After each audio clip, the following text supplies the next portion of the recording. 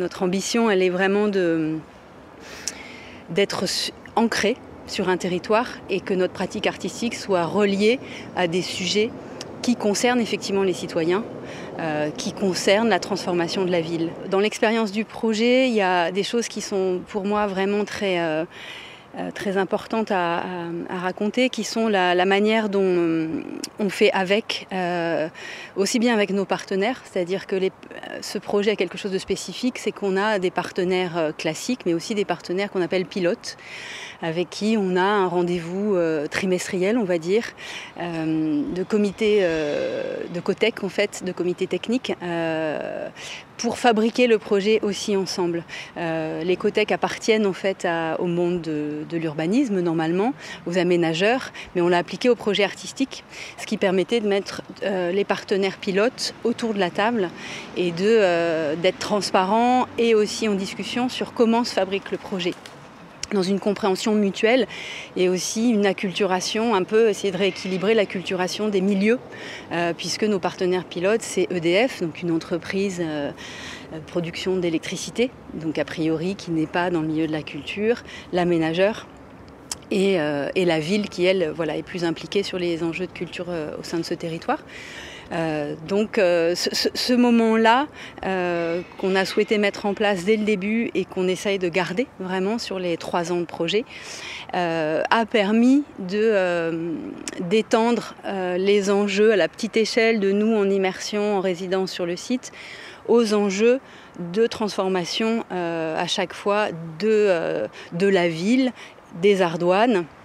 mais aussi de EDF, de qu'est-ce qu'il va y avoir pour la suite. Donc chaque fois, nos questions artistiques sont impliquées dans ces grandes questions-là. Donc effectivement, on a l'impression avec ces moments-là de faire partie de la fabrication de la ville. Et de ne pas être à côté dans des moments à part, à juste créer des événementiels. Le faire avec, il est aussi avec les habitants, avec les acteurs du projet. Les acteurs, c'est pour nous les anciens salariés, qui nous ont raconté en premier ce lieu de l'ancienne centrale. On l'a compris, on l'a reçu, ce lieu-là, par leur narration, par leur vécu et par leur grand engagement sur une vie entière de lutte, d'accompagnement des activités, vacances, culture. Donc il y a vraiment la question de la culture au sein de ce qu'était EDF, service public, en tout cas de leur époque à eux, puisqu'ils sont la plupart à la retraite, ceux qui nous racontent l'histoire. Voilà, on a reçu l'histoire de la centrale par leur biais et du coup on crée des moments qui ne sont pas les parcours artistiques, qui sont des moments qu'on appelle rituels de passage,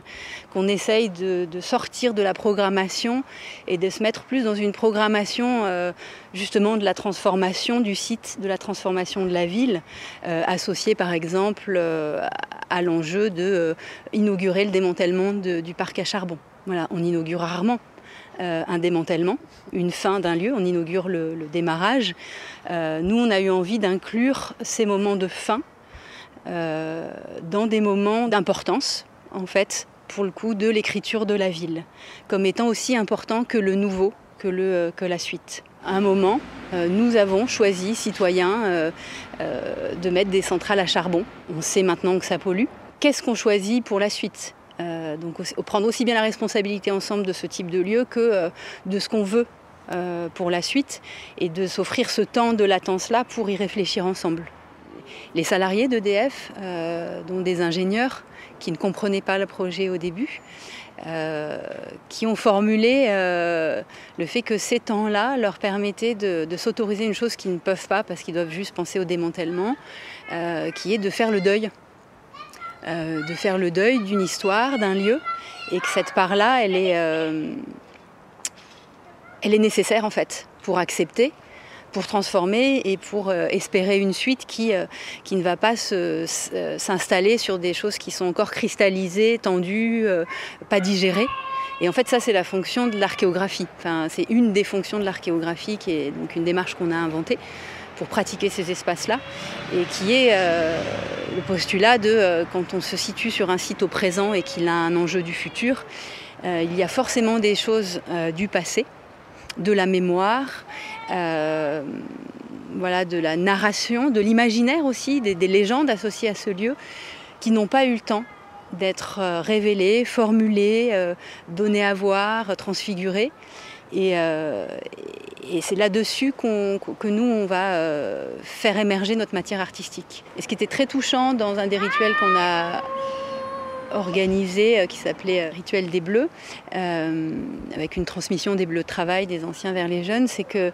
y avait une chose qu'on n'a pas organisée et qui a émergé, c'est qu'à la fin de la prise de parole de cet événement-là,